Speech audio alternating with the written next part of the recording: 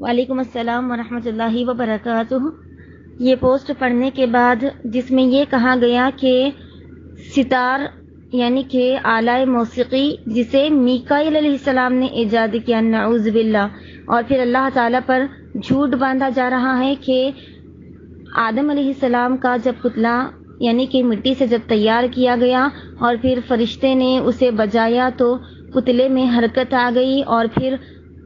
ساری فضا میں، آسمانوں میں سریلی آواز موسیقی کی گونجنے لگی، اسی لیے موسیقی کو روح کی غذا کہا جاتا ہے۔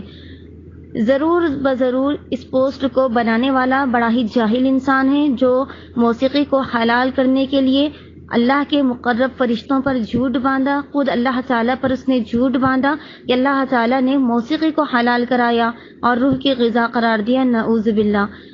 نبی صلی اللہ علیہ وسلم کی حدیث صادق آتی ہے ایسے بدبخت انسان پر۔ آپ صلی اللہ علیہ وسلم کا فرمان ہے، آخری زمانے میں ایسے لوگ آئیں گے جو اپنے اوپر ریشم، شراب اور آلات موسیقی کو حلال کر لیں گے، اور اللہ تعالیٰ ان کی بستیوں کو الٹ دے گا اور ان کے چہروں کو تبدیل کر دے گا۔ چہروں کو تبدیل کرنے سے مراد ان کے چہروں کو مسخ کر دے گا۔ ان کا حال پچھلی امتوں کی طرح جیسا کہ بنی اسرائیل کا ہوا، اللہ تعالیٰ نے ان کی صورتوں کو خنزیر اور بندر میں بدل دیا،